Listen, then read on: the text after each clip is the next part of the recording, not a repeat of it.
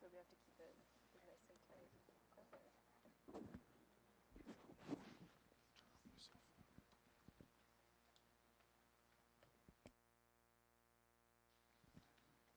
So good morning, everyone. I'm going to go ahead and get started. My name is Alina Polyakova. I'm the Deputy Director and of the Eurasia Center here at the Council, and also Senior Fellow for Europe here as well.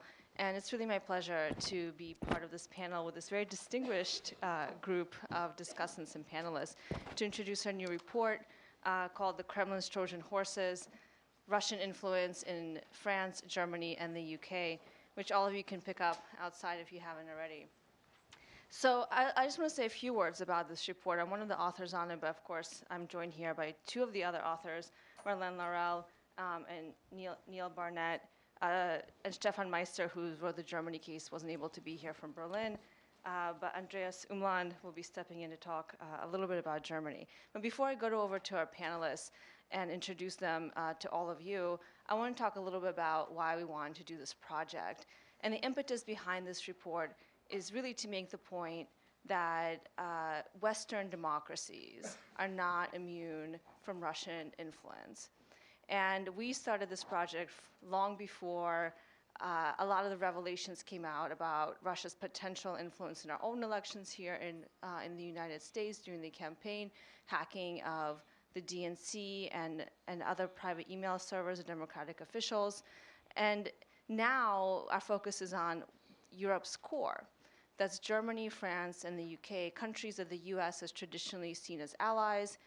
They've been the beacon of liberal democracy, liberal capitalism as well in the EU. And many people, when they ask about how do we understand Russian influence, and what doesn't matter, they want to follow the money. They want to know about financial relationships. So is the Russian government funding individuals, groups, or organizations? That information, except in very rare cases, which I'm sure Marlene will talk about, is almost impossible to find. And there's a reason for that. These kinds of relationships or network are intentionally opaque. They're intentionally hidden because they're more effective when they are hidden and opaque.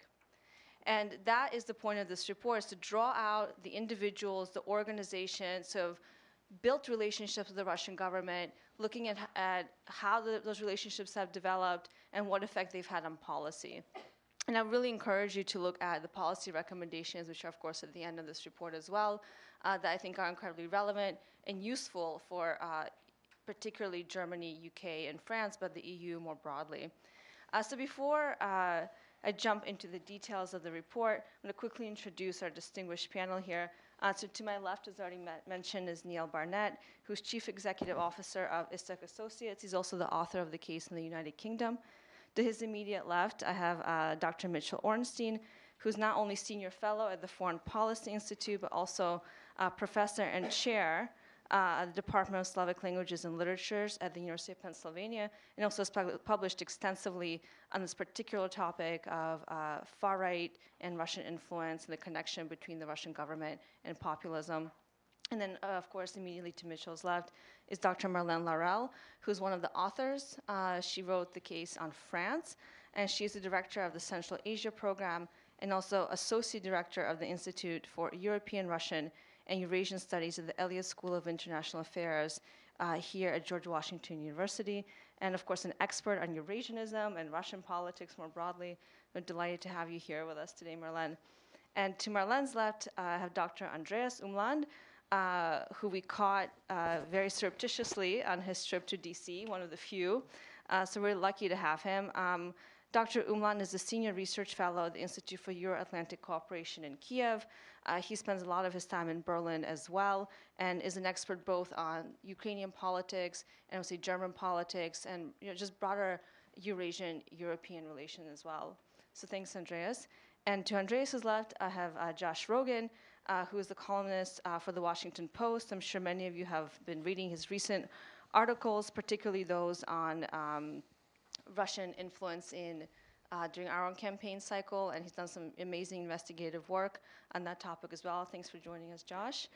And then last but certainly not least, again, surreptitiously caught from I guess via Indiana, but from Hungary, is Dr. Peter Kreko, who's now a Fulbright professor at Central Eurasian Studies Department and a faculty member of the Russian Eastern European Institute, Indiana University, but usually director of the Political Capital Institute in Budapest, and has followed the developments in Budapest and the rise of Orban very, very closely, and we're lucky to have him. So I want to actually start with Mitchell. Mitchell, you've been writing a lot about these issues, and I want to ask you to give us a sense about the terminology we use in this report. So the report is called Trojan Horses, the Kremlin's Trojan Horses. And this is how we, as a group, have chosen to define the kinds of relationships that we see developing in Western European countries. You've also used this term in some of your own work, but others have also used the idea of useful idiots, agents of influence, the old Soviet term. So how would you talk about these pro-Kremlin groups that we see emerging in Western European and Eastern European countries? And do they pose a serious threat, do you think, to the EU? Well, yes. I mean, it's quite clear. I think it should be quite clear after the U.S. election that, yes, this does pose a serious threat. In terms of the terminology, I think it's an interesting question. So you know that I've authored an article called Trojan Horses in EU Foreign Policy.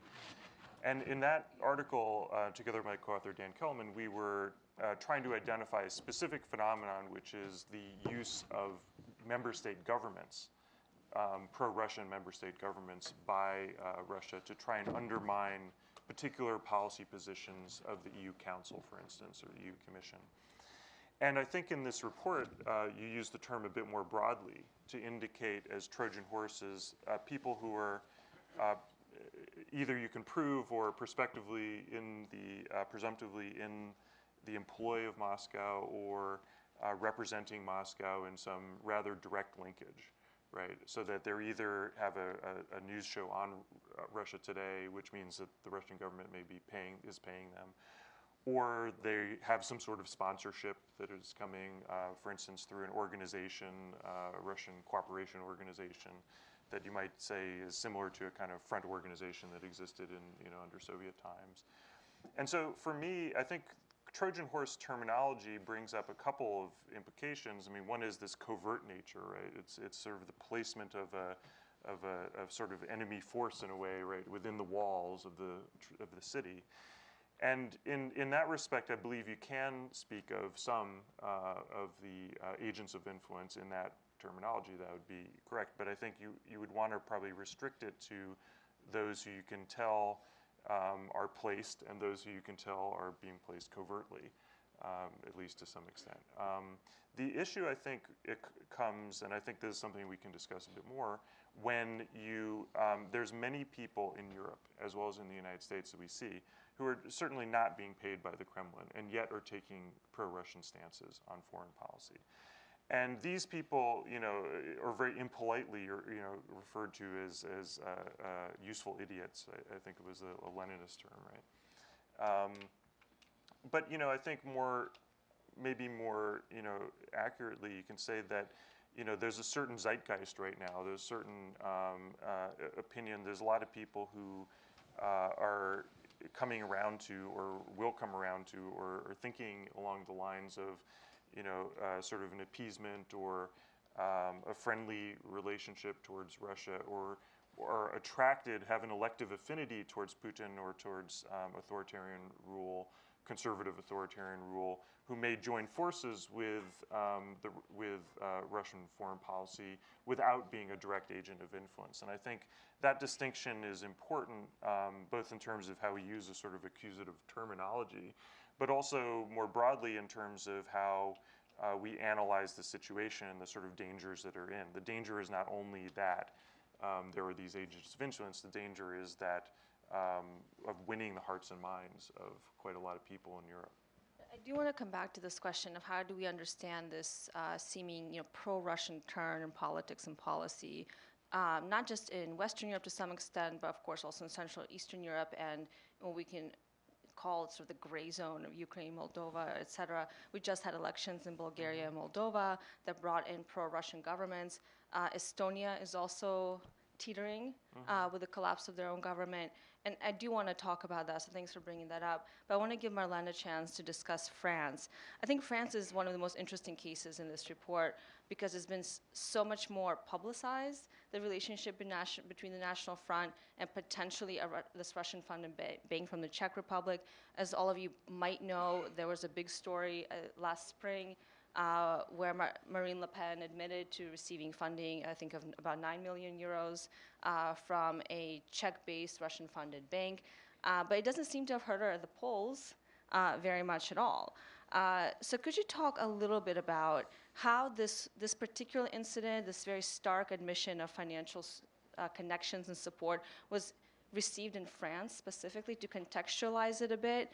And how would you describe the degree of Russian influence in French politics today? Mm-hmm. Yeah, if I can just kind of follow the discussion we just began, I think this notion of Trojan horses is a kind of very difficult one analytically. I'm not sure it's the right one, because the majority of people who will be discussing here of this pro-Russian European political figure, they are not puppets of the Putin's regime. They have their own interest, their own political perception of the world.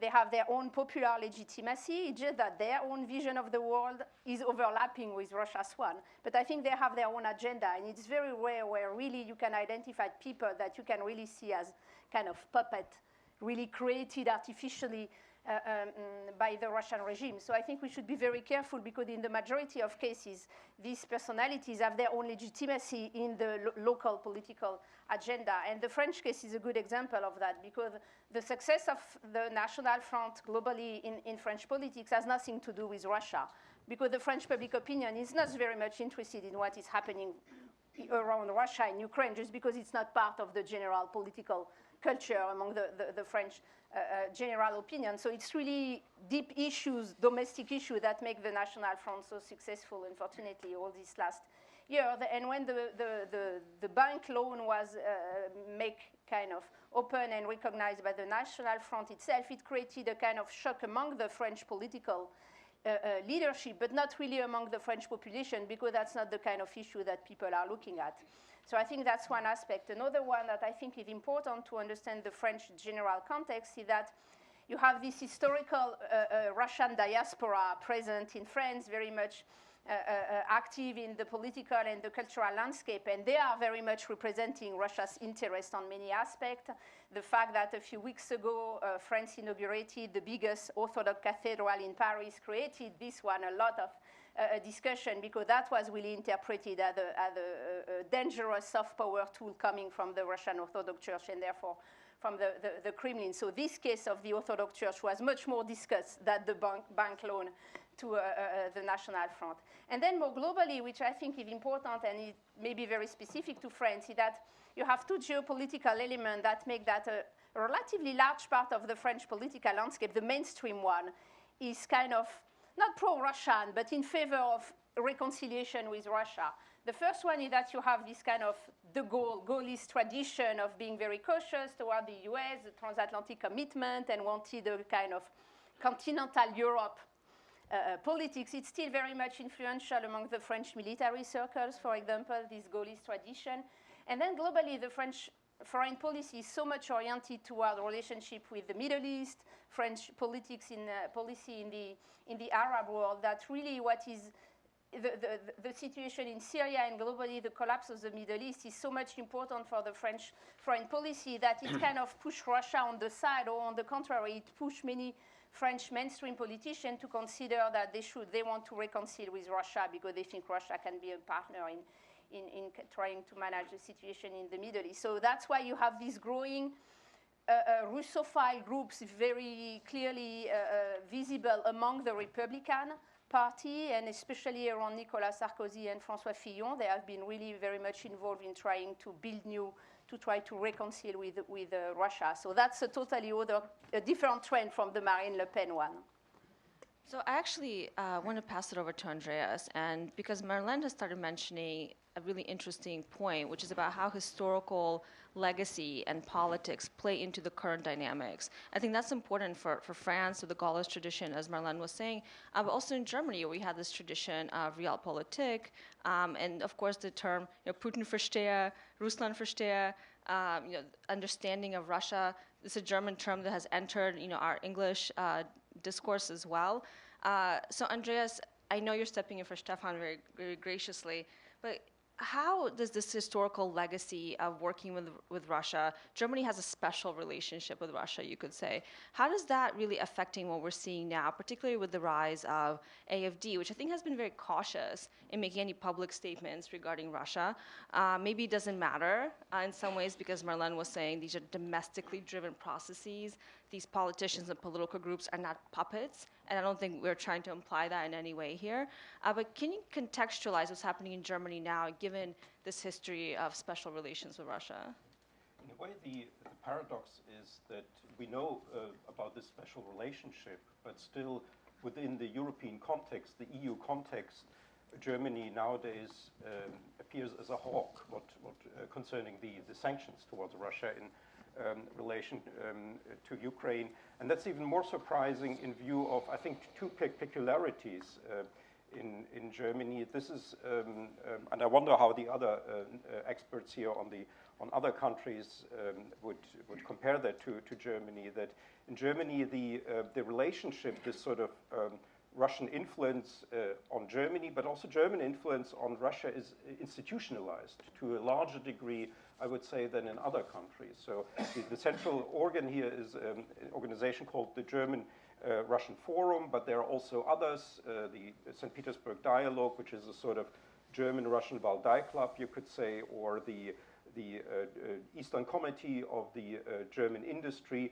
And obviously there are also institutions in other countries that play a certain role between Russia and these countries. But I think the important thing about these institutions that I just mentioned for Germany is that they matter. These are large institutions, influential institutions. So if you compare, for instance, the German-Russian Forum with the German-Ukrainian Forum that I also know, most people wouldn't even know that there's such a thing as a German-Ukrainian Forum, whereas the German-Russian Forum is a quite influential institution. And now there's maybe this new think tank appearing in Berlin called Dialogue of Civilizations, which has several prominent German public figures in its board. The other peculiarity of the German-Russian relationship is this whole special connection between the Putin regime and the Social Democratic Party. And it's, I think, peculiar in two ways. It's a left-centrist party. It's not a radical left party. It's also not a right-centrist party like the Republicans in France. It's also not a far-right party, but it's a left-centrist party. And it's a sort of multifarious relationship. So it goes over several generations. You have this the sympathy on the part of the older generation of the SPD, like it used to be with Egon Bahr and Helmut Schmidt. Then you have this somewhat younger people like Gerhard Schröder, Platzek. You have in the current government people like Sigmar Gabriel. You have also former people from the Friedrich Ebert Foundation, like Professor Peter Schulze, who is now on the board of this supposedly new think tank, which has not been, I think, operational so far, Dialogue of Civilization of Yakunin. So it's a multifarious relationship. And on the background of this, the hawkishness of the current, the relative hawkishness of the current German government is actually quite surprising, because if you look at this whole tradition, and also, of course, lots of cultural connections and so on, it's surprising. It can be explained, in my opinion, partly by, I think, what is the main motive in this sort of German policy towards Russia, towards Europe, and towards the world in general, that it's driven by a sort of a pro-European pacifistic idealism. That is, I think, what stands behind it. And so often I think people, they're sort of very critical of this German foreign policy, but and you could sort of criticize this idealism by itself, but I think that in a way explains both the former very sort of pro-Russian policy of the same administration as we have now until the Crimea annexation, the modernization partnership, the strategic partnership, all these institutions that I mentioned. But that also explains now this disillusionment in the German government that they've now sort of not only the CDU, even the SPD, people in the SPD like Steinmeier or Eller, they realize that Russia is not part of this sort of pan-European ideal, this sort of peaceful world, which is sort of, I think, the main driving force. And of course, there are also other driving forces for this Putin-Versteherei or this Putin understanding. Anti-Americanism, very important for the alternative for Germany, the far-right party, also for the left party. The whole issue about World War II, which I think in 2014 was a big misunderstanding, which I think has now clarified. So the Ukrainians in Germany, they've pointed out that, you know, we were also part of this World War II thing, and you know, we've also been Red Army soldiers and so on. And then there are, of course, the financial relationships. You know, Schröder is working for Gazprom, formerly very influential Alexander Ra, who had was heading the sort of Russia section of the German Council of Foreign Relations, and has now switched to the German-Russian Forum. Works also for Gazprom and lots of other things. And then there's also, I think, a part of the story is just sheer provincialism, in world political provincialism, I would call it. Maybe the best expression for this is this whole reference to the Ostpolitik of the 1970s, that somehow these lessons, that was the one moment when post-war Germany sort of had its own policy and its own foreign policy initiative, and so people now refer back to that because there's not much else to refer back to, because Germany was always a minor player until recently in world politics, and they had this Ostpolitik. Now they refer back to that, but I think it's, you know, it's just a misunderstanding, because that was a completely different context. And of course, what followed after the Ostpolitik was then the enormous tensions of the early 1980s, where we were on the brink of a nuclear war, and the Afghanistan and the rockets, the new missiles in Europe, SDI, and so on. So, you know, it's also a little bit a misunderstanding of how world politics works. So this provincialism, I'm afraid, is also part of the story. But despite that, Germany is very much becoming a foreign policy leader under Merkel, right? Yes. And I think what's interesting, what you're describing, and comes out also clearly in the report and in the comments that Marlene has also made, is that we tend to, sort of in the academic expert community, there's a lot of research already being done in the relationship between the fringe populists, so the far left and the far right, in the relationship with the Russian government. But what you're describing, Marlene, and what you're describing as well, Andreas, is that there is, it's also in the mainstream, right? We can't talk about these people as puppets of the Kremlin or anything like that, but they are also using that relationship to fulfill their own political aims, perhaps, and they're using it to benefit in some way from establishing these kinds of ties with Russia, whether they be economic ties, and in the case of Schröder, for example, perhaps the most famous case, or perhaps, you know, political gains that they could have from being seen as siding with a strong authoritarian leader like Vladimir Putin. So Neil, I do want to talk about the UK, because all of these things that we've been talking about influence seeping into the mainstream, if you want to call it that, you also describe in your case study in the United Kingdom. You talk about Corbyn as well. Andreas mentioned the SPD, that it is a strange, perhaps odd relationship. You have a central-left political leader and political party that has individuals in it arguing for pro-Russian agenda, perhaps being somewhat apologist at one point about Russian actions in Crimea as well, though perhaps not now as much. So could you tell us a bit more about the UK, and particularly, my sense is that in the report, the UK comes off as in a relatively positive light compared to France and Germany in any case. But it also seems that a lot of the relationships that you seek to describe are relatively opaque. It's very difficult to trace any sort of financial ties, as I mentioned before. But in any case, has the Kremlin actually been successful in building any sort of political influence in the UK specifically, even though it comes off, I think, in a much softer light than France and Germany? Yeah, well, first I should say I have a cold and I'm losing my voice, so I may sound a bit strange and my voice may disappear, so sorry about that. The strange position with Jeremy Corbyn and the Labour Party is, I think it's part of a broader phenomenon. It's mirrored with with Aaron Banks, who's the principal funder of UKIP. And I think what's emerging in the UK is that political parties are being challenged by movements. So, and this presents all kinds of opportunities for opportunistic foreign powers, viz. Russia in this case. Because a movement, it's a moving target.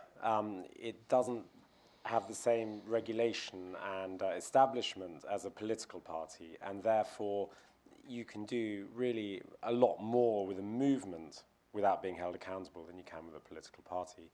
So Jeremy Corbyn and Seamus Milne are the leaders of Momentum, which is a radical left movement.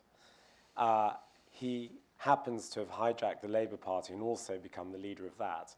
But he's above all the leader of Momentum, and he places the interests of Momentum, which and the policies of Momentum, which include being very firmly pro-Russian, above the interests of the Labour Party, and it could be argued that he wants to destroy the Labour Party in some respect. Moving on to Aaron Banks and UKIP. UKIP, for those of you who follow British politics, is in a very strange position. It has one MP. It's in complete disarray. In a sense, it's a joke. On the other hand, UKIP won the referendum. You can say, you can read it that way. And Farage is, now the bridge, supposedly, between the UK and the US. He is, yeah. Or he's trying to position himself in that way. Allegedly, yeah. And the figure behind UKIP in terms of funding is Aaron Banks. Now, I didn't go into huge detail about Banks in the report, partly because of space, but I wrote an article about him in the American Interest, headlined Who Funded Brexit, which has a lot more detail. And if anyone's interested in it, I say have a look at that. Banks and Farage remain on very good terms, and in fact, Banks was with Farage when he visited your president-elect a few days ago. But Banks is now saying that he favours replacing UKIP with what he calls a movement, a popular movement. So here you have the two poles of Russian influence in British politics, both of which are essentially movements. Banks is yet to fully emerge, but I have very little doubt that it will emerge. Banks put nearly $10 million, about £6.5 million, into Brexit through Leave.eu and Grassroots Out. He donated several millions to UKIP before that. He's now trying to acquire a national news title in the UK. I won't say which one, but he has the ambition and I assume the funds to buy a national news title. And as I say, he's launching this new movement which will either replace UKIP or assist it electorally. What's very pertinent in this case is that I'm told that Theresa May has taken the decision to hold a snap election in the spring so that she has a mandate. Now, given that Parliament is sovereign in this matter according to the recent court decision, it means that in the spring we're effectively going to have a second referendum in the guise of a general election. And the population are likely to vote candidates in or out, largely on the strength of their position on Brexit. So I think what you may see is the Liberal Democrats taking a lot of seats from the Tories in prosperous middle-class areas that are anti-Brexit. And Banks' new movement taking a lot of seats from Labour in the north. Yeah, could I just interject? This Yeah. new movement that you're describing being funded by Aaron Banks, Yeah. do you see that as also having links to the Kremlin? Well, yes, but the point about Banks is we don't know really where his money comes from. So the simple answer that he would give is that I've made many millions developing insurance companies and then selling them to investors, which is true. But his money and his business interests are centered on Belize and Gibraltar. And the way that I would describe it, it's like a bucket of water. If he has a liter in that bucket and some other mysterious figure pours another liter into it, you have a liter of water in that, 2 liters of water in that bucket, and it's one body of water, and its origins are extremely difficult to tease out. I wasn't an expert on electoral funding legislation before I did this report, but I looked into it and I found out something extraordinary. I'd always taken it for granted that foreign funding of British political parties is forbidden, and it is. But when you look into the regulations, a UK or European established company or an individual UK citizen can donate money to political parties without problems. But where it comes to companies, their beneficial ownership is irrelevant. So if Vladimir Putin were to establish a company in the UK and register it at Companies House, and he were 100% owner, there would be no breach of electoral law whatsoever. And so there are big holes in the regulations, and I would not accuse Aaron Banks of anything, but what I would say is that where his money comes from is a mystery. You know, it comes out of completely opaque offshore centers. It seems to be practically endless at the moment. And I think that's a serious cause for concern, because the effect that he's had on the UK's destiny is hard to quantify. So I think, to me, when I hear you describing these kinds of effects, and beyond Aaron Banks, however, you know, the UK does seem to be relatively resistant to foreign influence from authoritarian regimes like Russia, at least compared to the kinds of institutional relationships Andreas has described, and the sort of mainstreaming of the far right to some extent into the conservative right that Marlene has described as well in France. But going forward, it seems like you're describing a potential for more vulnerabilities and openings for foreign governments to take advantage of, you know, disenchantment with establishment parties, perhaps funding of movements as opposed to parties, et cetera. I guess we'll have to see what happens in the spring.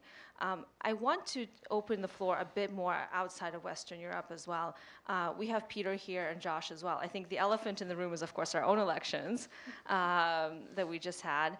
You know, we, as analysts, experts on this issue, that have been following the rise of populism in Europe, have often talked about Viktor Orban, for example, who a personality you know very well, Peter, as, you know, this very kind of potentially template-like leader for Central Eastern European countries, who tries to play both the West and the East, tries to roll back democratic institutions, while at the same time expressing a lot of admiration for authoritarian leaders like Putin, for example. Of course, we've had our own campaigns, and our president-elect has said very positive things about the Russian president as well. So what does this all mean? I think many of us here in the United States were confused about the elections and a new reality here, and we're still trying to understand what this all means for foreign policy. You know, Peter, you have gone through the Orban years. How do you see the situation in Hungary? Do you see any connection, you know, between what's happening in the U.S. now with the election of Donald Trump and what happened perhaps with the election of Orban? How do you see these new personalities? And is this a path that you see the region more broadly taking going forward? Yes, I think you're completely right, and I think the report is right in that as well. So what we can experience in the whole Western world right now is, as Mitchell said as well, a populist zeitgeist in which forces that are criticizing the traditional elites, defined in a lot of separate ways, have some illiberal tendencies and have Russia as a role model of policies and ideology as well are on the rise. And the question is that where this process will stop. We don't really know, given that we have elections next year in France, in Germany, in Netherlands, in Czech Republic as well. We will have one soon in Austria. And what I do think is that kind of axis, I wouldn't say that there is always a very, how to say, handbook, playbook, according to which these players cooperate. Populist radical right forces in Europe, populist leaders such as Orban, Donald Trump and the Kremlin, but this is an axis of joint interest, so this has been an axis of joint interest. I think the mere fact that Donald Trump became the president of the United States will change the rules of the game. But anyway, right now, what I expect, and it might be a very controversial statement, that there will be much more and deep changes as a result of the election of Donald Trump in Europe than in the United States. And these kind of populist right movements will gain a huge momentum. As for Viktor Orban, I don't know him personally as well, but there is someone in the audience who definitely does, the ex-charge d'affaires of the United States to Hungary, who Andrei Goodfriend, who knows him well, and he was in Hungary in a quite tense period between the US-Hungarian relations. And generally, what we can observe in Hungary is that right now, Viktor Orban, however unrealistic it sounds, have some messianistic visions of becoming the leader of Europe. And what he is deeply interested in is that the traditional elites in all over the Western world are swept away by the refugee crisis. And unfortunately, we are seeing more and more signs of that is happening. And Hungary is a very interesting case for the reason that I think it definitely walks a few steps above the Western world in many, I would say, negative aspects. And Viktor Orban, for example, was one of the first leaders of the Western world, if we can say so, who endorsed Donald Trump in a period where nobody really thought that he will be able to win. And right now it's his victory as well. So I do think that what we can observe in Hungary, well, there is a pretty much pro-Western public opinion. We have just, we'll publish a public opinion poll soon that shows that among Central Eastern European countries, Czech Republic, Slovakia, Hungary is the most pro-Western regarding the attitudes of the population. Still, we have a governmental party, Fidesz, that is pretty much aligned with Moscow, and also we have a far-right party, Jobbik, which is practically, we can say in this case, the puppet of Moscow, with a member of the European Parliament, Béla Kovács, charged for espionage for Moscow. And similarly, as Aaron Banks, he has a Russian wife who has links to the secret services, Russian secret services, and his wife has 3 husbands, one in Hungary, one in Japan, and one in Austria, which is a bit, let's say, at least a bit strange from a party that traditionally promotes conservative values in family and elsewhere. So, and at this point, I would make a very slight disagreement with the otherwise, I think, perfect and very well written report, the title itself, Trojan Horse. Because what I think we can see in overall Europe and the Western world is that nothing covered about the intentions of a lot of players. Marine Le Pen, for example, openly praised Vladimir Putin, and vice versa. Vladimir Putin mentioned Marine Le Pen as one of the leaders of Europe, the promising future leaders. AfD has published its manifesto in German and openly targets the ethnic Germans in Germany and has a very blatantly pro-Russian stance. The UKIP it was even quite well known for its pro-Russian stance. So all over Europe, I can see that it's not like Trojan horses, but a hostile army is just marching into the fortress and the gates are open. And this is the big problem, I would say, that they should not even cover their intentions, and the voters, really interestingly, doesn't really care. The public opinion has shifted to a more hostile direction towards Russia, according to the researches of the Pew Research, for example, and still it didn't really have an effect on the decision of voters in Hungary, in the UK, and right now in the United States. And this is an interesting question. Why is it so? I think you're absolutely right, and I think most of us would probably agree with that statement as well. The gates are open. There's no need for Trojan horses anymore. That's a disturbing thought, but I do think you have a very valid point. Josh, so I have to ask you, most of us have probably read most of your analysis in the Post during our campaign season as well. Does all of this matter? We've been talking about how this is out in the open. I mean, the relationship between the Kremlin and these particular organizations, individuals, parties, groups, etc. There's no more need for things being opaque, perhaps. Even the financial ties remain opaque. They don't seem to matter, electoral outcomes. There was a huge, obviously, media coverage of potential links between the Trump campaign and WikiLeaks and Assange and the Russian security services, et cetera. But that didn't seem to actually do anything, in terms of electoral outcomes. So, what's your take on all of this? Sure. Well, first of all, thanks for including me, and congratulations on the report. I think your question gets to the heart of it, which is, it matters because while all of our European allies have been dealing with this for quite some time, for the Americans, it's new and interesting and very misunderstood, okay? And although in Washington we're aware of this sort of, call it what you will, Trojan horse, I like to sort of think of it as low-intensity warfare. It's a combination of, information operations, the weaponization of migration, the use of cyber tools, right? What the report accurately calls active measures, right? And this switch from sort of classic espionage to active measures happened in Washington and in the United States at the most hypercharged moment in our politics in recent history, okay? And because this was done in sort of, and exposed to the greater American political consumer class in this sort of haphazard and misunderstood way, it resulted in the issue just being completely, sort of chaotically misrepresented by all sides in ways that are really damaging to the discussion. So I think the report has the basic role of being able to educate people about this, and which we badly need. But let me take you through why I think this was so mishandled during the election. And each of the actors has a different responsibility. For the Trump campaign, and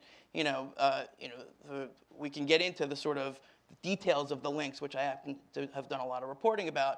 It was more of a sort of tactical, convenient decision to sort of, first of all, deny that these things were happening, then embrace the information that was leaked, and then sort of, use that to come up with a thinly veiled sort of, outreach to a new relationship with Russia that we're now seeing play out in the transition, right? So for them, it wasn't really about the U.S.-Russia relationship. It was about their short-term goal of winning the election, which they did. For the Democrats, and who were mysteriously all of a sudden on the anti-Russia side of the issue, they were forced to sort of, I think what they did is they overreacted, and they actually went beyond the facts. And, I found myself writing defenses of the Trump positions on Russia because the Democratic Hillary Clinton's political team actually, leaned so far into this that they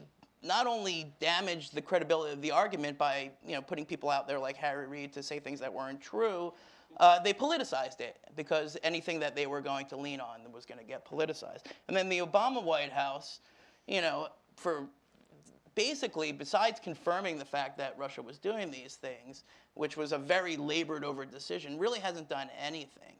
They reoriented very late in the game the U.S. intelligence apparatus to sort of look at these things, you know, a day late and a dollar short. But their calculation was that any more aggressive measures to counteract these Russian influence operations, which I do believe, and most people who I talk to in the intelligence community believe did have some effect, it's impossible to know how much effect on the election, would only escalate and potentially worsen the problem before the election. They also have this, you know, bureaucratic process that's not suited to these things, that wasn't nimble enough to react. And they figured Hillary Clinton was going to win anyway, so she would just take care of it. And they wanted to leave her a range of options, right, to do that, so she would have some leverage, et cetera, et cetera. And all of that went away. You know, I think, you know, listen, you know, the optimistic view is that now that Trump is in, he's going to learn all of the information, he's going to become educated on these issues, and then wise advisors are going to steer him towards more realistic policies that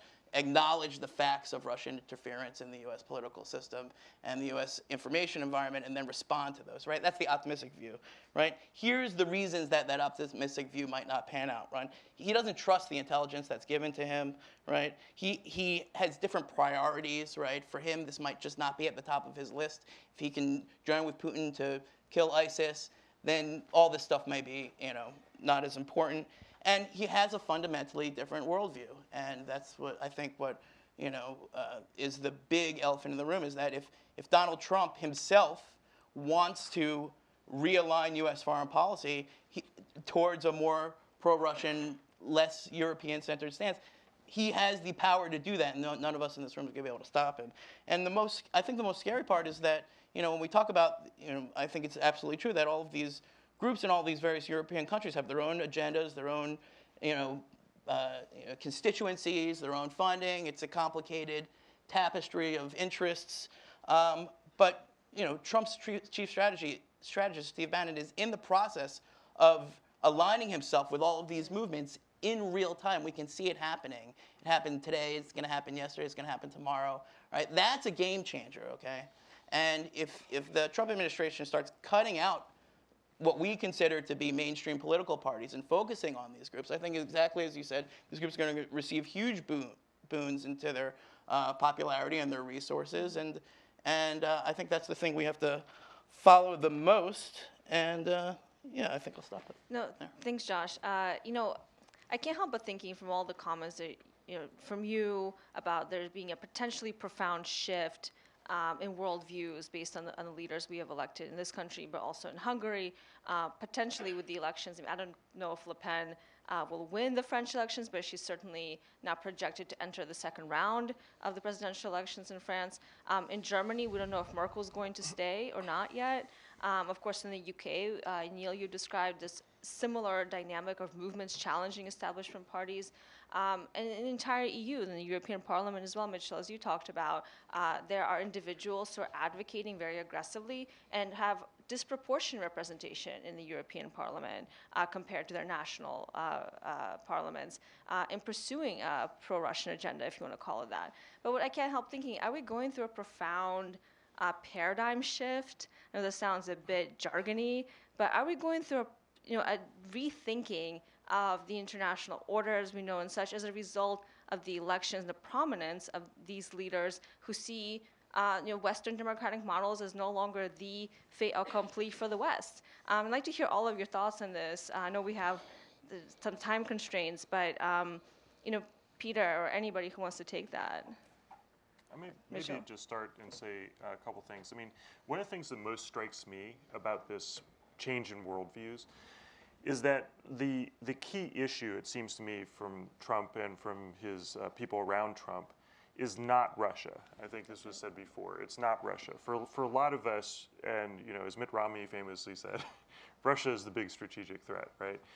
For I think most of these people that we're talking about, it's radical Islamic terrorism, right? You heard them say this all the time, right? That is the key strategic threat.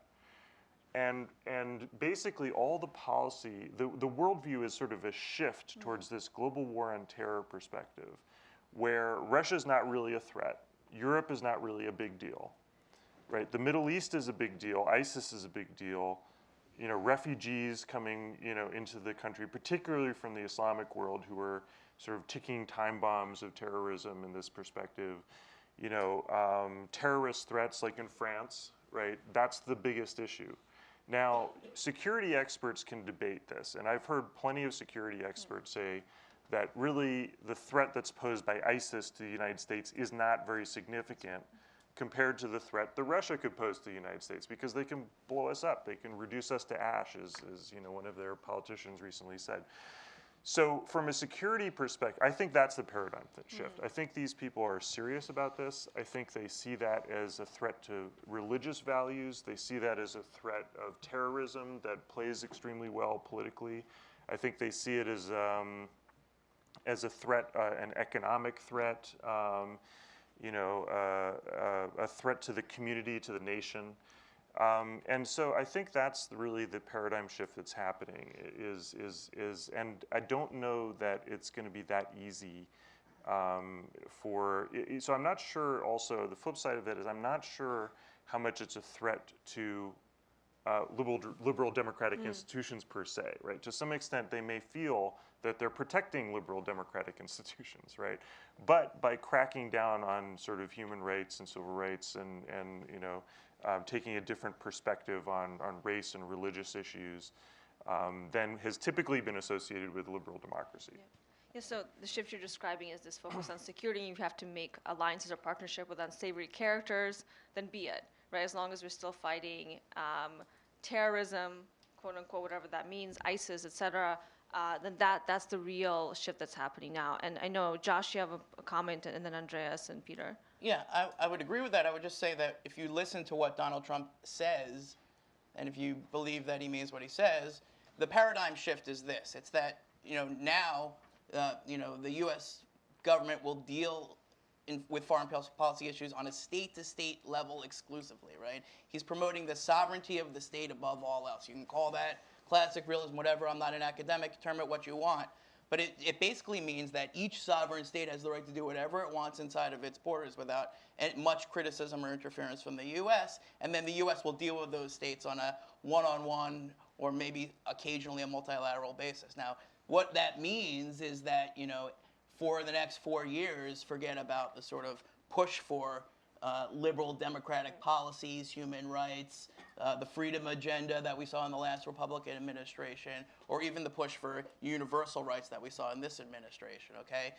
Where it's basically a blank check to any of these leaders, whether they be good or bad. Now, Trump doesn't make a distinction, right? Assad is bad, but he gets to run his country, and, the leader of Turkey is bad, and he gets to run his country, but the leader of Egypt is, whatever it is, it doesn't matter, because he doesn't believe that the United States has a right or a role to play in interfering. So I think that's a big paradigm shift that you... Yeah, and that came out on the call, of course, between Putin and Trump. What we heard about is that they supposedly agreed to non-interference in their own domestic affairs, right? It's very Chinese of them. Indeed. Andreas, do you want to comment on this? Yeah, I find it difficult to sort of think of all the parallel things that are going on at the same time in domestic affairs in major Western countries and in the international relations between the Western countries and the West and the non-West. But the two areas which I've observed a little bit and where I see maybe chances to keep some sort of continuity with the current world we're still living is German domestic affairs and also the, as I would see it, at the end of the day, the Russian-American relations. So for German domestic affairs, I would say that, in lots of countries, things could change next year. I don't think that there will be a major change in Germany, I hope. Maybe I'll be wrong. It's simply, so far, it's inconceivable that there will be a principally new coalition. The most likely outcome will be a continuation of the current coalition, probably with Chancellor, with Merkel again as Chancellor. There could be new, let's say, terrorist attacks in Germany that would delegitimize Merkel, and if then Merkel does not become a candidate for the chancellorship, then I would still think of the CDU again being the leading party and providing the chancellor. There's also a slight chance that there might be a Christian Democratic, Liberal Democratic Green coalition. It's called the Jamaica coalition in Germany, because the flag of Jamaica has green, black, and yellow, the colors of these three parties in it. So I would say that I wouldn't expect there a major change. I think this is going to basically going to stay. Concerning the Russian-American relationship, I would think that the ultimately most important thing is Ukraine, and the issue that in 1994 Ukrainian territorial integrity became a sort of an appendix to the Non-Proliferation Treaty. And Mitchell said that for the new administration, ISIS and Islamic terrorism is going to be the major issue. You could argue that non-proliferation is even more important, because it's a more existential threat, and because I think Putin at least will not give Ukraine Crimea back, and therefore this issue is sort of undermining the non-proliferation regime. You could make an easy argument about that it's in the core American national interest to remain critical of that and not to let this sort of and to keep sanctions and so on, because otherwise then the whole non-proliferation regime becomes ambivalent, and then in 10 years some country in Africa or in Asia may think, well, you see what happened to Ukraine, all this paper that doesn't really matter. What we need is the bomb, so to say. And that is actually something that even for the US could be existential security issue. So I would think if you argue it rightly, then there can be no appeasement of Russian annexation and expansion, because if anything, this is the most important international treaty, at least for the US, maybe for humanity, and so it should be, its integrity should be kept on. Well, I theoretically agree with you, of course, but practically, I'm not sure that will be the case, to be honest with you. Unfortunately, I think it's very unfortunate. There's a lot of discussions, a bit off topic of our current panel, but there's a lot of discussion now about this idea that Trump, who sees himself as a deal maker, be willing to strike some sort of grand bargain with Putin, and Ukraine will likely be the victim of that grand bargain. And what we see now happening in Syria, of course, as of yesterday, right after that phone call, I don't know if there's a relationship there, a connection, we have Russia resuming airstrikes against Aleppo and civilian targets. And I hope that President Trump will listen to those intelligence briefings, and we'll see Russia for what it is, which is Russia is not first and foremost fighting ISIS and terrorism in Syria. But I think in the current context, when we have this turn towards a pro-Russian agenda across Western, Eastern, Central Eastern Europe happening now, and could happen in a much more profound way in 2017, as all of you have discussed, that could lend a lot more legitimacy to weakening sanctions, for example, in exchange for something in this grand bargain. So we'll see. I mean, sanctions is another issue that is outside of this discussion, but that's going to be obviously a very interesting thing to follow. Marlene, I want to give you a chance to comment, and then Peter and Neil. Yeah, just very briefly, I think you have a deeper shift going on in Western public opinion, both in the US and probably even more in Europe, which is really questioning the Western democratic liberal model as being able to continue to offer social justice, jobs, and welfare state in a globalized world. And I think it's a legitimate questioning coming from a large part of the Western societies with really doubts. And the problem is that as we don't have any more kind of big leftist ideology to offer a kind of projected idealistic solution, then if there is nothing to come and all the doubts are there about the ability of offering kind of social long-term development, then the solution will be coming from illiberal movements. So I think it's really a deeper shift coming from all the Western societies. You're absolutely right. I completely agree with the rise of populism, primarily in the right, but also on the left.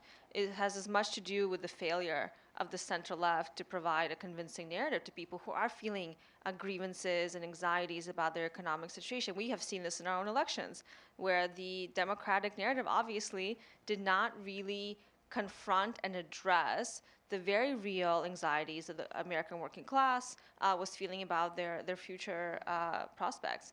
So Peter and then Neil, and then we'll open up to the audience. Just 3 short points following up mainly on what Andreas and you, Alina, said. Yes, I think there is a rhetoric that is about let's make friendship out of the hostility. But if we think back that what the previous presidents tried to do, George W. Bush promised a reset of Russian relations. Was he succeed in that? No.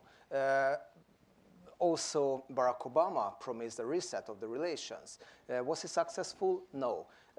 Right now, Donald Trump promises a reset of relations. Will he successful? I think no.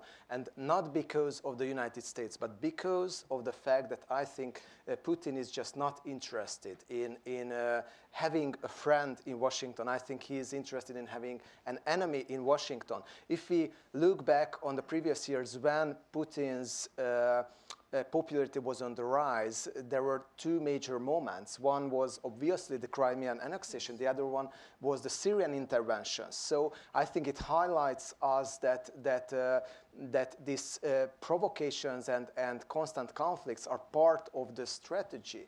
And I think more and more Putin will test the waters and provoke Donald Trump. The Russian diplomats were really, really reserved in reacting to the Russian elections. Yes, there was the big applause in the Kremlin. We all seen that. But I think most of the Russian diplomats said that let's wait and see. And I think Putin was even reserved. I don't think they really want to make a big friendship. And just following up on Andrea's point, I do think that yes, increasing conflicts in Europe would be against the vested interest of the United States. And I don't want to be very, very apocalyptic, but let's think back to the 20th century. Both of the world wars were started in Europe. So if you support via Breitbart and other networks a populist movement in Central Eastern Europe, hoping that you will have more allies, finally you will have more chaos in Europe. There will be more conflicts in Europe, and who knows what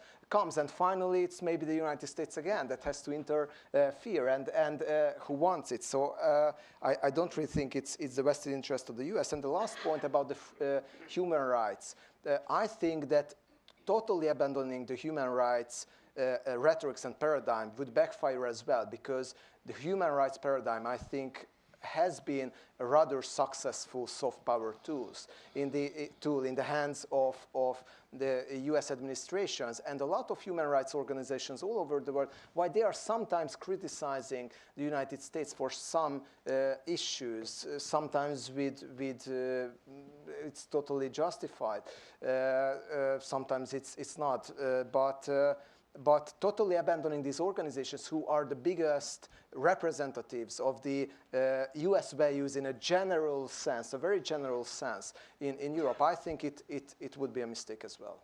But I'm not in the position to advise the US government, so, but a lot in the audience I think are.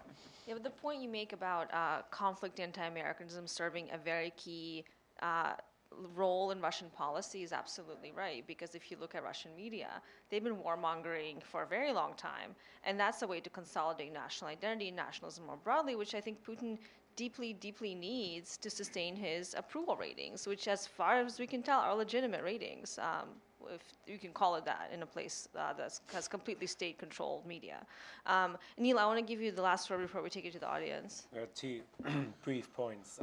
I think on Putin's eternal conflict and crisis with the West, it is the fuel for the engine.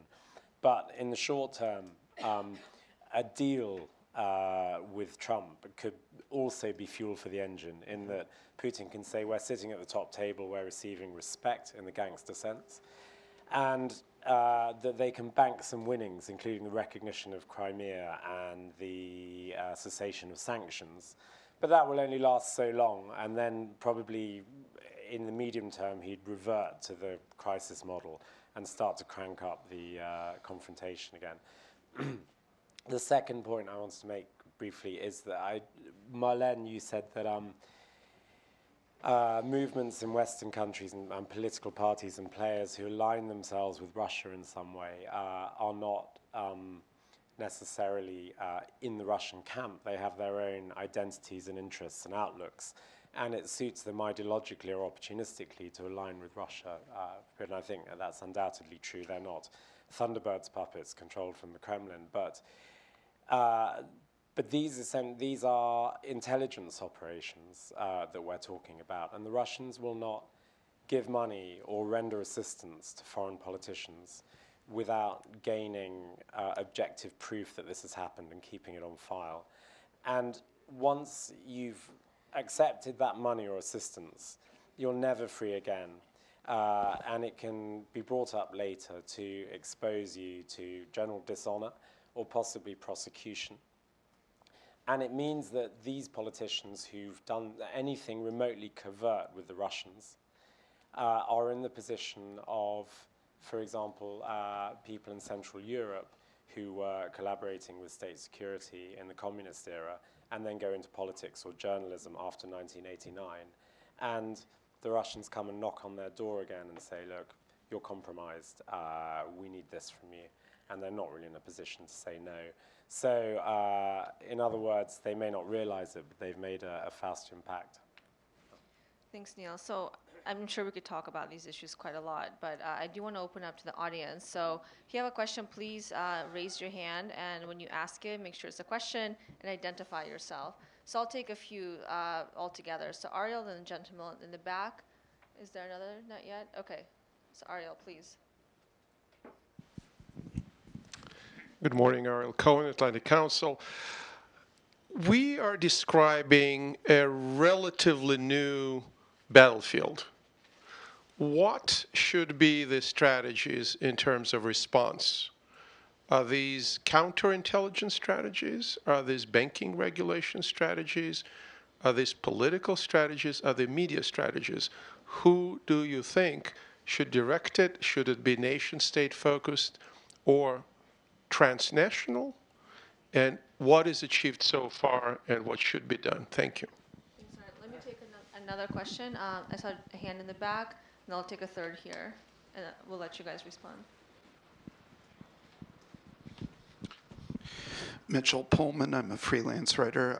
I was wondering if one of you could comment on, isn't this ultimately about making the world easier for money laundering? I mean, this is really about the ability of the Kremlin, Putin and his cronies, to smuggle their wealth abroad and be able to hide it. Trump properties, you know, in New York and Miami have been popular places to hide wealth. It would seem to me that this aspect probably is of greater importance to the Kremlin than any sort of ideological or geopolitical struggle. Thank you. And I saw a hand here as well, so please just wait for the mic.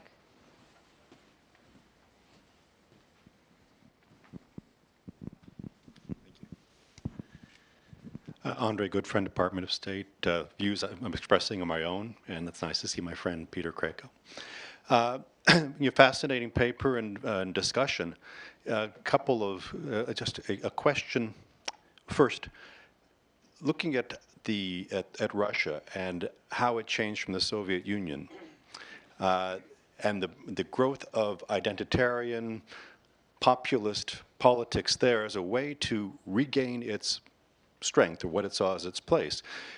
You'd noted that it's maybe not Trojan horses, perhaps though they were drawing on the pre-existing movements in Western Europe, the nationalist movements that existed there, and saw this as a way to be part of this club, and which served then to, as it grew stronger and started funding it, to destabilize the West. But recognizing, too, that this is populist, which means that it, as Mr. Barnett was saying, this move towards movements, this move towards towards reaching out to people and shifting opinions there rather than working with parties, rather than working with states, becomes an important aspect of it, building up grassroots support. Looking at the recommendations in the paper, most of them are on shining light on what's taking place, or funding different organizations, taking things at a state level, but very little about building grassroots, very little about trying to have an understanding of what the importance of the Western values are, as opposed to shining light on what's taking place, because, as I think was also said, light has been shown, and the public has not shown that it cares. So how do you build that grassroots understanding? Thank you very much. So we have a question on what should the policy response been and what has it been. Then we have a question on money laundering, which I think Neil, given the UK, I think it would be interesting to hear from you on that. And then the last question on the grassroots response. So Josh, you want to take one of those in the policy? Yeah, I'll take them. And then Mitchell and Neil. Full disclosure, I'm not actually a policy guy, but I do play one on TV. I have extensive thoughts about what we should do to respond to what all of these active measures, right? But you know, in the end, first we have to make a national decision that we want to, okay? And before that happens, nothing else will happen, okay? So that's why we have to wait for this administration to shift out. But it seems to me that if we do decide that we do want to push back against this, there are some very simple, broad things that need to be done first of all, right? Fix the intel, okay? You've got to reorient this $80 billion intelligence apparatus to better analyze, be on top of this. That means repairing human networks. That means getting more assets into cyber, right? And that means like shifting from something else to this, okay? That's number one. Number two, we have to fix our public broadcasting, public diplomacy. There's no way to combat what's a very sophisticated state-run propaganda effort from Russia with the current Broadcasting Board of Governors. It's really a mess due to mostly neglect and mismanagement. And that's $1 billion a year right there that we could put towards this effort. So that's got to be, you know, top down, just reorganized and rededicated to a mission that makes sense, okay? The next thing we have to do is fix the relationships with industry, right? The reason that all of this stuff works is because the relationship between our government, our intelligence agencies, and the companies that are operating in this space, the tech companies, the social media companies, is terrible, okay, due to encryption and all that stuff, all right, and the Snowden disclosures. Okay, it's fine, we got to fix that, okay, and the way that we do that is by, coming to some agreement with all of these companies on how to filter misinformation, disinformation, propaganda out of our, free information space, how to distinguish between one and the other. We have to work together on that. That relates to terrorism too, but it also relates to this. And then, we have to set basic principles for how we're going to respond, right? There are going to be covert operations and sort of espionage, traditional espionage that should be responded to in a covert way, and there are going to be these active operations that should be responded to in a more overt way so that people know that we're responding. And these should all should be framed around the basic tenets that we use for any other type of warfare, which is to clearly identify combatants, use proportional responses, all of that stuff, right? So you have to take what we understand as the right way to conduct warfare and apply it to these new battlefields. And again, all this hinges on political will. So I could ask you, all of you, just keep your responses brief so we can get to more questions. So I know, Mitchell, you had a response, and Andreas and Neil. Merlin? Mm-hmm.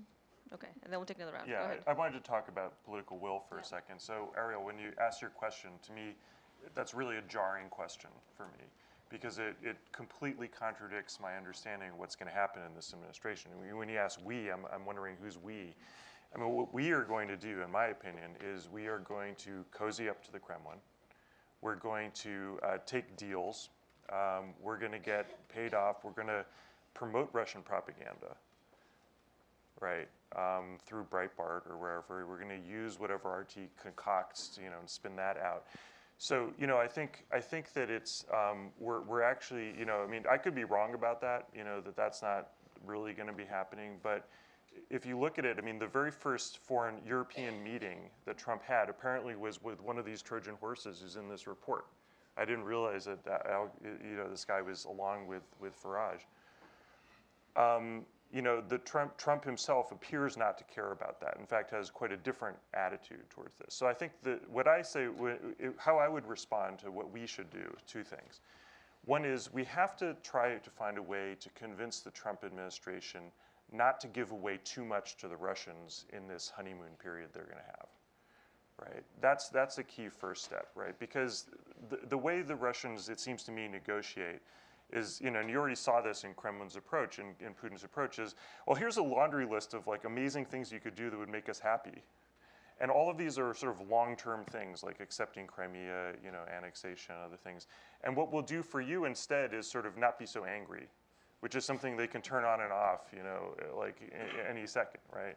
So I think that we're vulnerable to giving away too much, either as payback or for Kremlin support for the campaign, or just as sort of general good feeling that U.S. presidents seem to have when they come into office about Russia. The second thing I think we need to do is get prepared for when the administration gets turned off by Russia or begins to feel that it's safe to try to deal with Russia in a more serious way, to have a series of policy proposals on the table that they could deploy at that future point in time while girding ourselves for the fact that this is not realistic for the near term.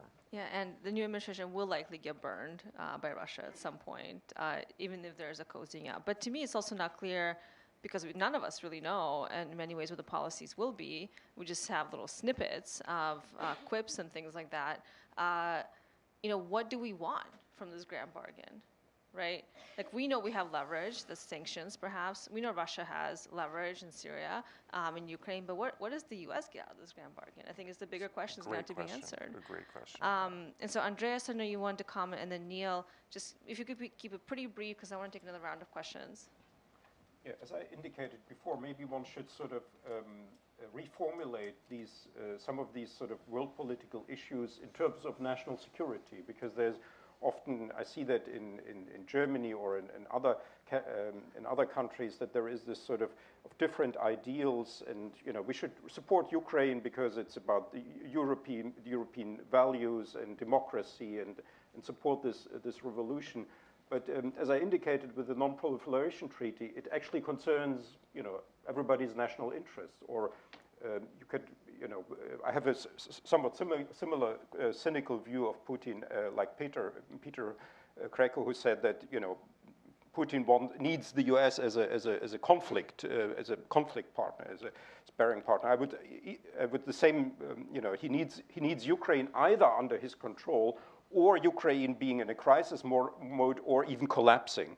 So if he cannot get it under his control, then he would like to trigger a collapse of Ukraine, because that would be probably would create some problems also for Russia, but it would be for the regime extremely good to say, you know, that's happens to you if you democratize and have color revolution. And so on. And then this becomes a national security interest for the European countries. So you have 45 million people there. If the state collapses, maybe 10 million will flee. Where will they go? You know, and then you can ask. So what? You know, you could ask Germans or Romanians, how many 100,000 Ukrainians refugees are you going to host? What are we going to do with the 4 nuclear power plants in Ukraine? Among them, the largest one in Zaporizhia, which is quite close actually to the current combat zone. So, and then you can argue for things like investment insurance, which George Soros proposed for Ukraine, lethal defense weapons, maybe some sort of East European security structure, maybe in the future, if when the Russians agree, a UN peace mission for the Donbass.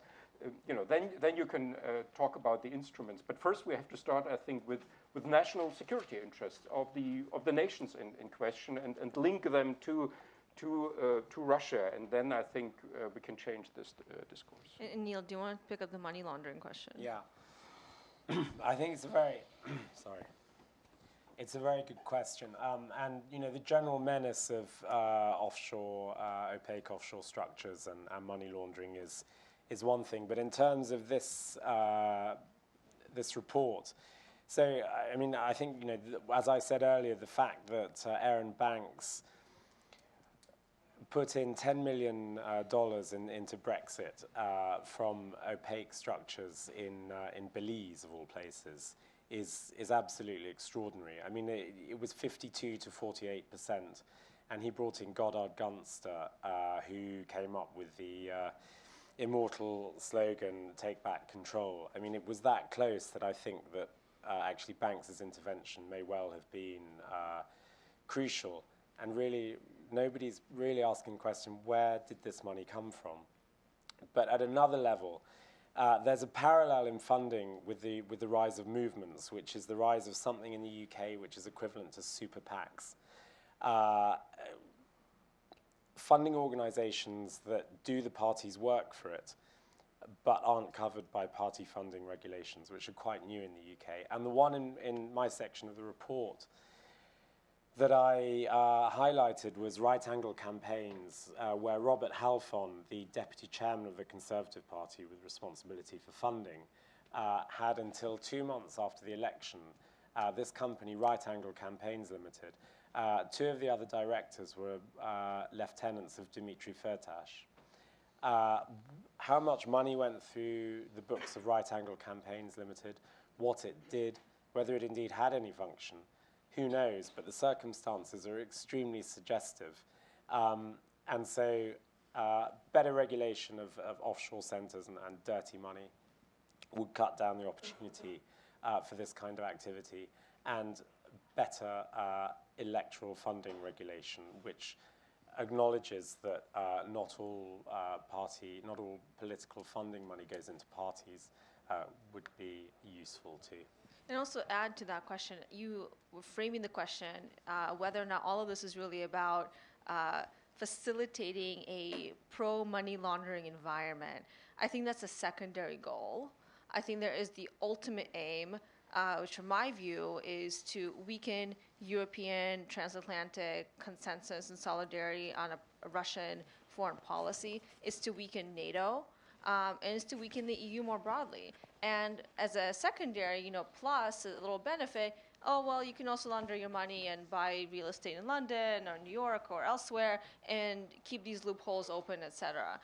So I see that as a secondary goal when Neil describes things on the policies will go a long way in closing some of those loops. And I think, does anybody want to take the question on grassroots?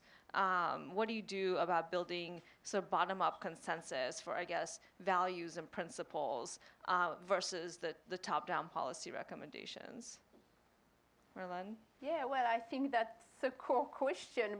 I don't think fighting back really makes sense. I mean, you want to protect sovereignty and have your intelligence operation being functional. But for me, the real issue is to reduce our own vulnerabilities by solving our own kind of issues. So for me, I mean, if you want to reduce Russian influence in France, then reduce the National Front influence. If you want to reduce it, then work on domestic issues to solve that. You don't need to really focus on Russia's influence itself. You need to focus on the real issue that make us vulnerable.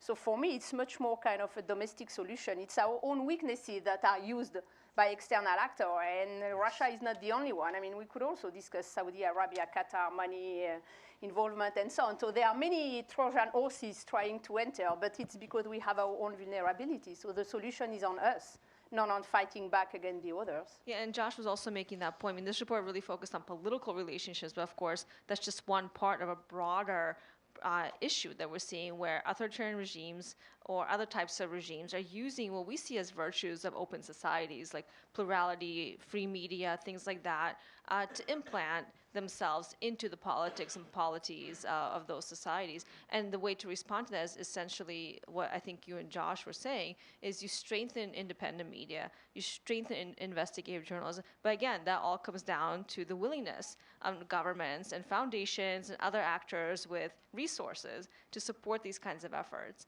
I want to take a few more questions, and there are any. I see a gentleman in the back there. So it has to be the last round. So 1, 2, 3. So please just wait for the mic and introduce yourself very briefly. Thank you very much. Good morning. My name is Zsolt Hetesi. I'm the Deputy Chief of Mission at the Hungarian Embassy. I would have some comments about Professor Krakow's vision on Hungary, but I will keep that for myself, since this event is not about Hungary. But I was bothered by one of your comments It's kind of an apocalyptic vision on hostile forces marching into the fortress with gates open. And especially that you have said that there might be a messianistic vision or goal for Prime Minister Orban to take down the establishment powers, the traditional parties.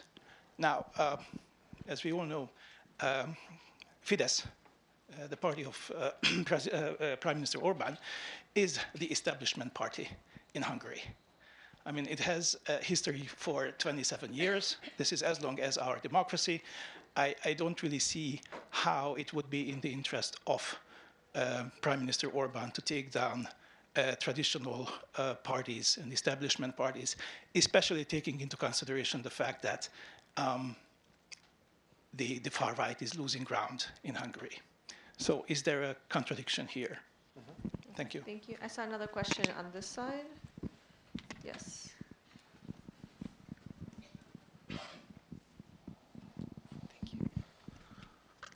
Nick Schwartz, U.S. Ukraine Foundation. As Mr. Rogan noted, the Kremlin has an extensive and mendacious propaganda machine. What role do those mechanisms play in creating this pro-Russian sentiment, not just in the political landscape, but on a grassroots level? And as a quick follow-up, what can the EU do better to combat Putin's propaganda? Thank you. And last question on this side. Yes.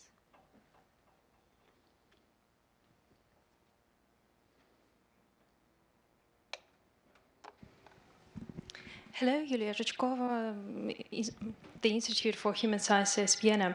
I have the following question. While deliberating on bilateral relations, I mean, U.S.-Russia relations, you say that the reset of bilateral relations have never been successful. So I'm not intended to speak about the failures that both Russia and the U.S.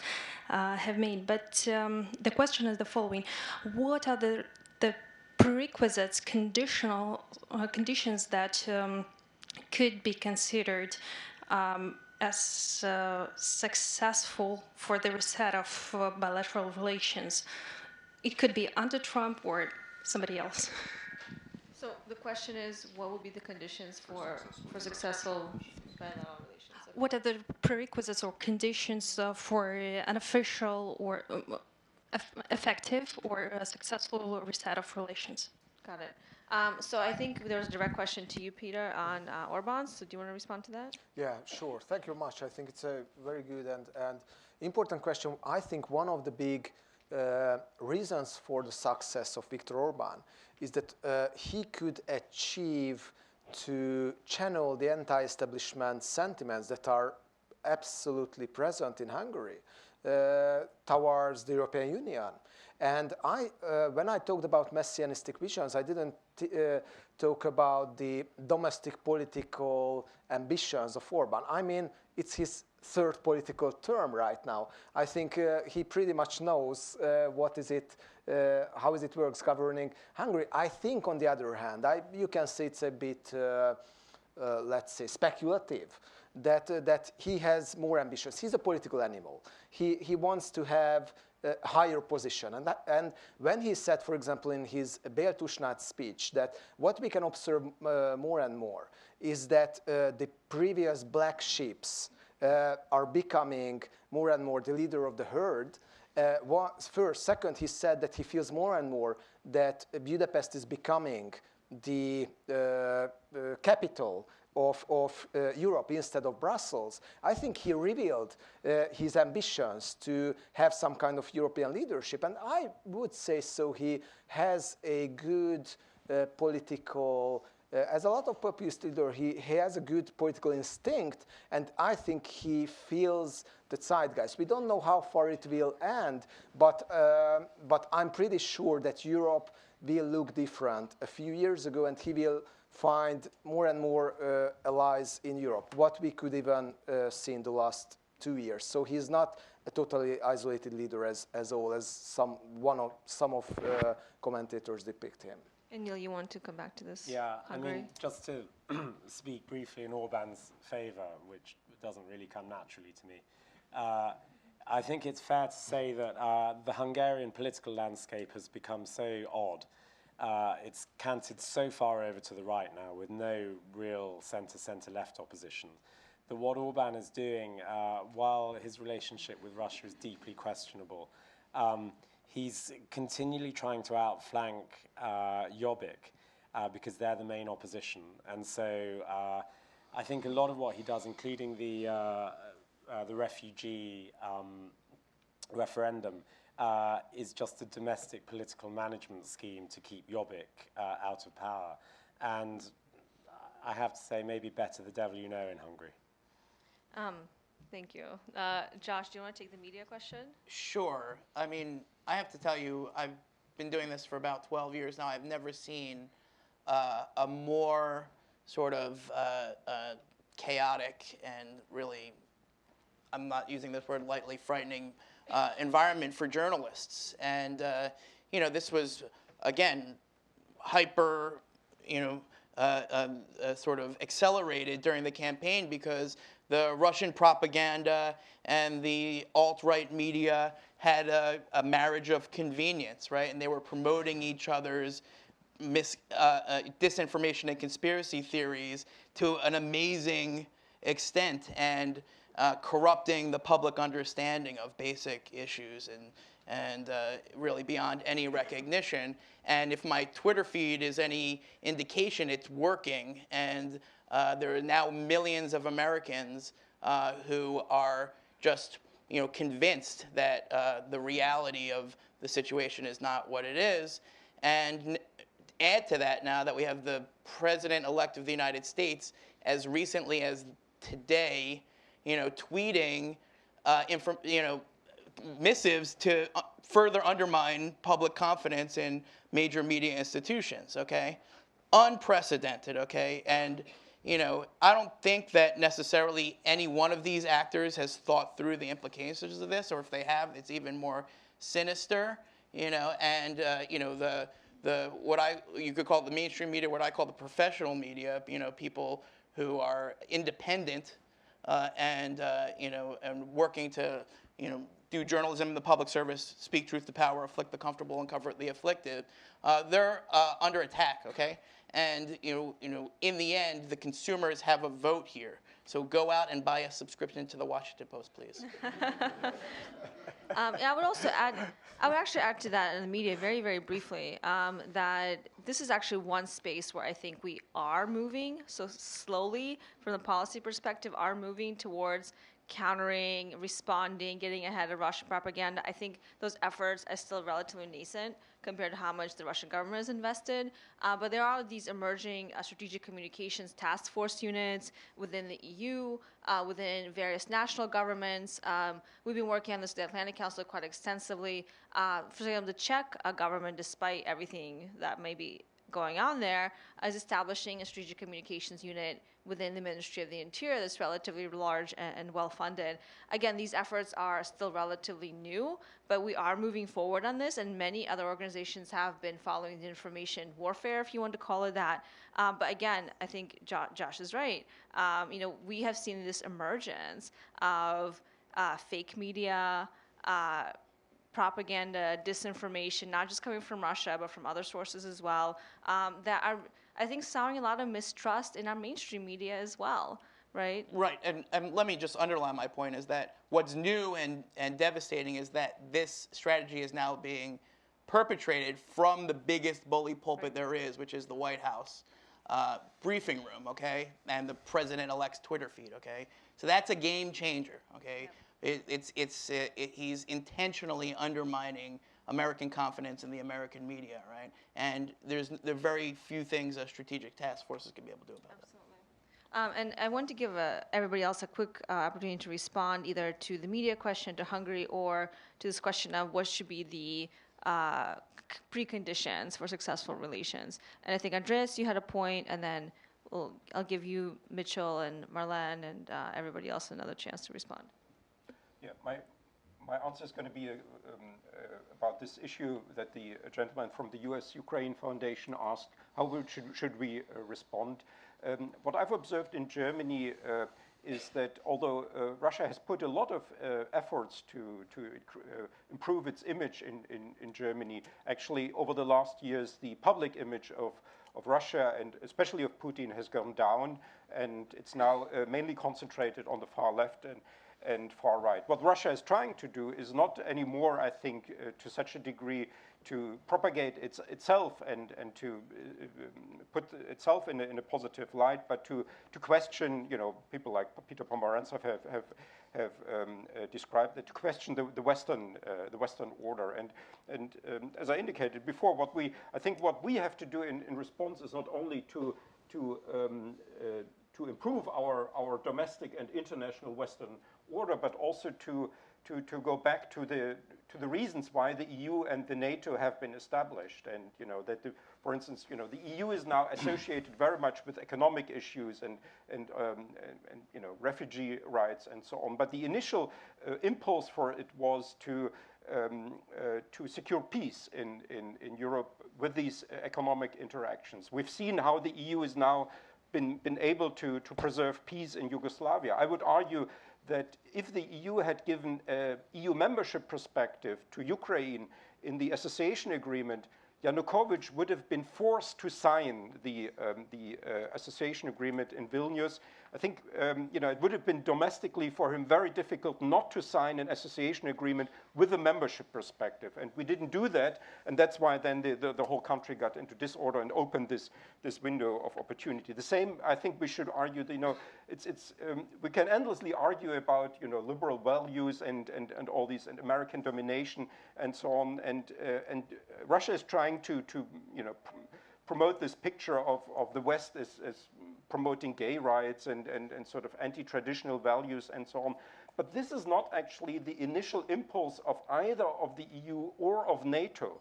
It was these organizations were created, as I already said, out of national interest, and we should sort of reconnect the value of these organizations for the individual countries, and then we could say, well, yes, I mean, you may not like it, but for us, the EU has produced peace. For us, NATO has produced security, and that's why we need it, and not for gay rights or something like that.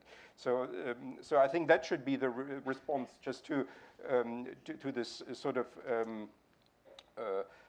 attempt of Russia to portray the West and its international relations as decadent. So, and final, very quick, we're already running up over time, so I want to give everybody just a quick chance to say a few words, either to this last question on bilateral relations or something else that you want to comment on. So Neil, Mitchell, Marlene, and everybody else. Well, in terms of the response and countering these various phenomena which are happening at the same time, I just want to say something about intelligence, which is that I think our intelligence organizations in the West are misconfigured in a sense. In the Cold War, they looked through a telescope at some very narrow things like Soviet war planning and intentions and so on. And there's this obsession with developing human sources, which is all well and good. In the post-Cold War era, this is in a way narrowed further into counterterrorism, Islamic extremism. And there's two problems with that. They're having a lot of trouble in retargeting onto Russia and associated threats. And second, even if you retarget, if you're still looking down a telescope and trying to recruit small numbers of human sources, you're missing the bigger picture which you'd see with a wide-angle lens. And the British Army now has a concept of human terrain mapping, because what happened in Afghanistan was that they were concentrated on finding Taliban units and commanders and eliminating them. But they missed the general point that they were losing the war with the Afghan people, and that they didn't have a broader awareness of the situation because they were looking through a telescope. These phenomena are so broadly based that you need an intelligence organization that can draw in a lot more information. Some of it secret, some of it electronic, some of it open, and form a holistic picture. and I don't think we have that right now. Okay. Thanks. Mitchell, very briefly. Yeah, I'd just like to respond to I think it was the woman from Austria who asked, what could we do to really improve in a durable way U.S.-Russian relations? And, this has been a project of not just Donald Trump, but also a project of Barack Obama when he came in with the reset, and of George W. Bush before him, who looked into Putin's eyes and saw his soul, and he thought it was great at the time, and it turned out not to be so great afterwards. If you look, and we don't have much time, but if you look into what it was that broke down those, relationships in the early of these administrations, it was that, ultimately it can be summed up that Russia wants to take us down.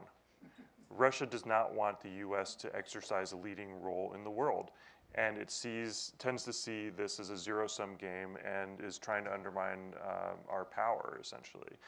And under those conditions, it seems pretty hard for any president to try to really improve those relations in a durable way. I mean, I think it was also said here, I agree that, that Putin, to build his own strength, he's playing the Soviet playbook, to build his own strength and allegiances at home, he needs an enemy, and the U.S. is the convenient enemy. And so under those conditions, very hard to see how this can be durable for really anybody, however hard you try. Right, and I think we could have a wish list of what Russia should do to correct its quote-unquote bad behavior. Like it could pull out of the Donbass, right? It could give Crimea back to Ukraine. It could stop bombing civilians in Syria. But the point, as you said, Mitchell, and others as well, is that it's choosing not to do so, right? And there's a reason for that, and it's exactly because there is a desire to keep the enemy relationship with the U.S. And Marlene, please. Yeah, just very briefly on the media question. I think that we need to take a kind of broader view of what is happening with the media, because if we analyze the rise of the growing distrust of Western audience toward their own Western media as being just a kind of information warfare going on from unfriendly regime, then we miss the point, because I think the media landscape just totally changed so much. It's just the birth of social media, the fact that there is no more legitimate voice in the media, the fact that now everyone can tweet and create a kind of echo chamber, it just totally changed the way individuals will be looking at media. So I think we just need to find kind of other solution than just hoping to answer to the media, to the propaganda machine. We have studies, for example, showing that how conspiracy theories are developing in the Western audience. You can have someone in Russia or everywhere launching it, but then the way it works after, it's just a kind of also weakness or a change of our own society toward what is true and what is legitimate. So I think here also Russia is just playing one card that is already there, but not creating anything really new. And Peter, and then very, very quickly, any final words, Josh and Andreas? I would pick up one point, the question of Andre about what to do, how to build up something grassroots that is interested or understanding the things that we are talking about here in this room, let's say in this bubble. And I think the crucial reason why the voters seem not to resonate to this issue of Russian influence is that they don't feel it on their own skin. And I think if beside what Marlene said, which is really important, that let's deal with the conflicts and problems that Russia wants to exploit, and then they won't have anything to exploit. I think the politicians should do more to explain the voters why some kind of influence from Russia are really malevolent for the Western world. And I would pick up on one point only, the refugee crisis. Anti-refugee, anti-immigrant forces in all over Europe are in a big friendship with Russia that is, by bombing Aleppo in itself, contributing to the huge flood of refugees coming from the Middle East. So isn't there a contradiction here that you are in a friendly relation with someone who is contributing to the crisis that you're against? And this is where I think Russia really has a strategy, given that we have all described, that they are interested in having some kind of chaos in Europe. And I don't think that the voters really recognize this kind of links. Thanks. Josh, Andreas? Yeah, I would just close by saying I do think there is still something called the legitimate media. I do think it's important and a vital part of our democracy, and I consider the pursuit of legitimate media to be in the public service. I don't think that the corruption of the understanding of what is legitimate media, which is pervasive, is solely the fault of Russian propagandists, although they play a role. I think there are also domestic forces at play. I don't think social media is the adversary. Social media is just a tool. It's human beings that use social media and consume social media that determine whether or not it contributes or detracts from the discussion. I think there's chaos in the journalism world because of all of these factors, but there's also a settling coming, and all of us who take this seriously are working to figure that out now. A lot of it will be to take the financial incentive out of fake news and propaganda. A lot of it is just for money, okay? And once you remove the ads and the ability to profit off of fake news and conspiracy theories, that's one part of the problem. The intelligence and propaganda is another part of the problem. The most tricky part is when you have the President-elect of the United States spreading conspiracy theories. I'm not really sure how to deal with that. We're thinking about that now. And in the end, I trust, perhaps naively, news consumers to, over time, vet sources amongst themselves, vet publications, vet individual writers. It will take more responsibility and more education. And what the expert community can do is help legitimate journalists get legitimate information into their publications. And if you have any tips, I'm at josh.rogan@gmail.com. Thank you. Andreas, final word. I don't. No final words, even better, because we're way over time. So thank you for your patience. We ran a few minutes over time.